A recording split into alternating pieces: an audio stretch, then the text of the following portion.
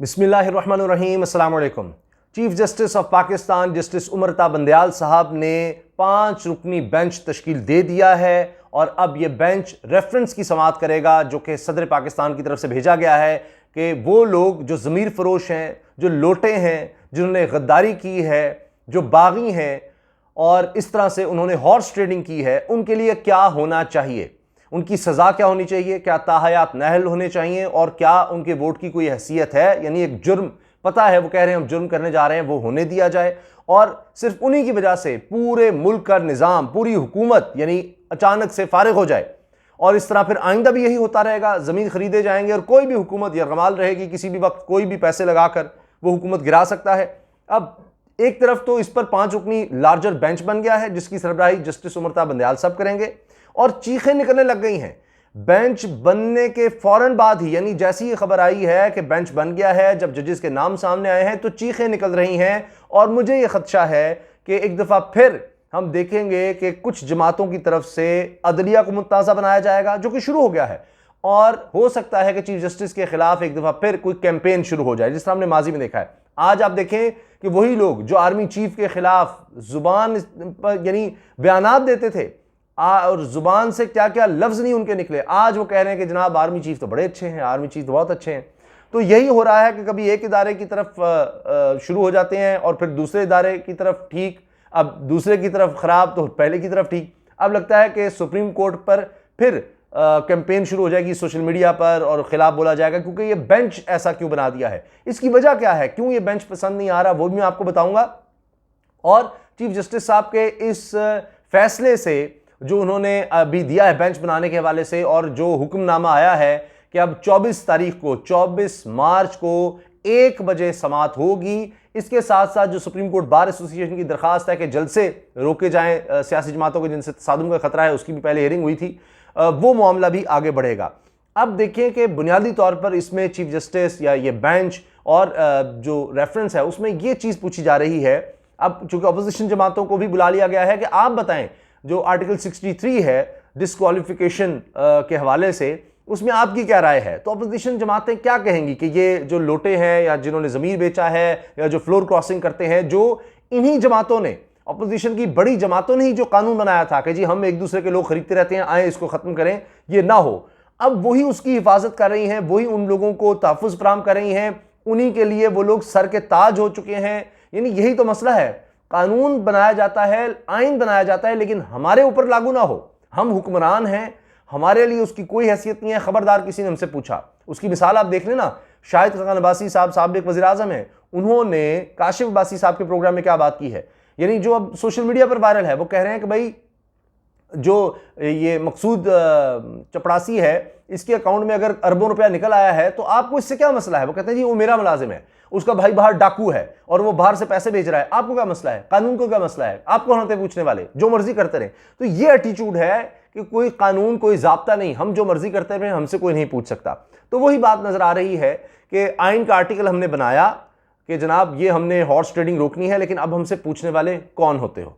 तो ये अब देख लिया जाएगा, बड़ा ज़बरदस्त स्टांस सामने आएंगे कि जनाब नहीं नहीं ये बड़ा मुकद्दस फरीज़ा है और जब लोग आएँ और ज़मीर जाग जाए तो ये ज़मीर जागते रहने चाहिए, ये हमेशा जागते रहने चाहिए। लेकिन अब ये मुझे लगता है, आप बेहतर बता सकते हैं कि ये अब सियासतदानों के हाथ से ये निकल गई है बहस, अब ये लोगों की अखलाकियात तक चली गई है और लोग अब ये फैसला करना है कि इस मुल्क में अखलाकी मयार क्या होगा, क्या दौलत और पैसा, लालच और जनाब ये दगा फरेब यही चलता रहेगा। हमारे यहाँ हुकूमतें बनती और टूटती इसी तरह से रहेंगी कि कौन इधर से उधर कूद रहा है, कौन इधर से उधर जा रहा है, और ये हमारे नीचे माशरे तक के फैल जाएगा कि इसमें कोई बुराई नहीं है। ये राहबर हैं जिन्होंने तुम्हारी जिंदगियों के कानून के फैसले करने हैं, मुल्क के फैसले करने हैं, वो लोग इतनी गिरावट का शिकार हों कि चंद टकों के पीछे करोड़ों में वो बिकेंगे और उनकी बोलियां लगती रहेंगी, हर हुकूमत में लगती रहेंगी, कोई रोकने वाला नहीं है। तो या इसका जवाब वो फराहम करेंगे या इसके तदारुक का, हमेशा के लिए खात्मे का कोई हल पेश करेंगे। यही सुप्रीम कोर्ट से पूछा गया है कि क्या किया जाए। ये सबके सामने है, सब ये कहते हैं होता है, इसको रोकने के लिए हमेशा हमेशा के लिए रोकने के लिए क्या किया जाए। अब इस पर बहुत ज़्यादा तकलीफ हो रही है कि क्यों इस मैटर को टेकअप कर लिया गया है, क्यों इन सवालात को पूछा जा रहा है। और फिर सबसे ज़्यादा तकलीफ इस बात की है कि इस बेंच में नाम ये वाले क्यों हैं। मिसाल के तौर पे जी लार्जर बेंच में जस्टिस एजाजुल एहसन साहब हैं, जस्टिस मजहर आलम खान मियाँ खेल, जस्टिस मुनीब अख्तर और जस्टिस जमाल खान मंदोखिल शामिल हैं, और जस्टिस उमरता बंदयाल साहब जो हैं वो इसकी सरबराही करेंगे। अब हो ये रहा है कि जुडिशरी को मुतनाज़ा बनाया जा रहा है, सुप्रीम कोर्ट को मुतनाज़ा बनाया जा रहा है, और उसमें यह पूछा जा रहा है जी इसमें जस्टिस काजी फाइज ईसा साहब क्यों नहीं हैं, जस्टिस काजी फाइज ईसा साहब क्यों नहीं हैं। अब मुझे याद आ गया वो सिद्दीकी साहब का कि जिन्होंने कहा था जी मेरे पास केस क्यों नहीं लगाया नवाज शरीफ का और मरीम नवाज का, तो उस पर उन्होंने फिर ICA के खिलाफ जनाब शुरू हो गए, तकरीरें शुरू कर दी, जो कि कोई जज आपने सुना है कि जो जा जाकर जनाब तकरीरें कर रहा होगा और ये बातें कर रहा होगा। एक आईनी और कानूनी तकाजा है कि उसको जो शिकायत है उसने उसके तहत जाना है, और वो ये शिकायत ये करते रहे कि मेरे पास केस आना था, मेरे पास क्यों नहीं लगाया। यानी अब जजेस ये फैसला कर रहे हैं कि फलां केस तो मेरे पास आना था। तो फिर ये शुक्र शुबात पैदा होते हैं कि क्या वो खानदान या उन लोगों के साथ उनकी कोई बात हो चुकी थी कि जी वही केस उनके पास आना था, वो उन्होंने सुनना था और उन्होंने फैसला देना था, और वो कुछ ऐसा हो गया कि वो उनके पास ना केस आया ना वो फैसला दे सके। ये तो अजीब बात है, क्योंकि खुद नून लीग जो है वो मरहूम अरशद मलिक के पास खुद केस लगवाना चाहती थी, और जब लग गया और उसके बाद उन्हीं के खिलाफ हो गया कि जनाब वो फैसला खिलाफ क्यों आ गया है, जबकि एक फैसला उन्होंने हक में भी दिया था, अल्लाह उनकी मग़फ़िरत फरमाए, और उनके फिर वीडियोज़ और ऑडियोज़ वो सारा किस्सा हो गया। अब जस्टिस काजी फाइज़ साहब के हवाले से अजीब बात यह है कि कह रहे हैं जी कि वो सीनियर मोस्ट जज हैं, चीफ जस्टिस के बाद तो सीनियर तरीन जज को आप क्यों नहीं बेंच पे शामिल कर ले, 5 रुकनी बेंच है। अब आप देखें कि अजीब बात है, इस पर जो आईनी कानूनी माहिरीन हैं वो भी हैरान है कि भाई 10 और जजेस हैं, अब 5 रुकनी बेंच में उन 10 जजेस का नाम नहीं ले रहे। जस्टिस काजी फाइज़ साहब की हुए जी इसमें वो जरूर होने चाहिए थे, और बाकी 10 जजेस क्या जजेस नहीं है सुप्रीम कोर्ट के, उनमें से आप किसी का नहीं ले रहे कि फलां जज भी होना चाहिए, फलां जज भी होना चाहिए था। और आईनी और कानूनी तौर पर यह कोई मैयार नहीं है कि जी आपने सीनियर मोस्ट जज को लाजमी किसी बेंच में शामिल रखना है, कई बेंचेस होते हैं। तो ये अब क्यों कहा जा रहा है, और ये जानते हुए भी सबको पता है बात कि सुप्रीम कोर्ट के ऑर्डर्स हैं कि जस्टिस काजी फाइज़ साहब बहुत मोहतरम है जनाब, वो ऐसे किसी केस को नहीं सुन सकते, सुप्रीम कोर्ट का फैसला है जो कि वजीर आजम के हवाले से हो। अब जो कि वो है कि उन्होंने वजीर आजम ने सदर ने इनके खिलाफ एक रेफरेंस भेजा था, उसका फैसला आ गया इनके हक में, वो एक अलग कहानी है। तो अब वो चूंकि पार्टी है कि जी वो कहते हैं इन्होंने मेरे खिलाफ भेजा था तो ये नहीं होना चाहिए। लेकिन जो केस सामने आया था वो ये था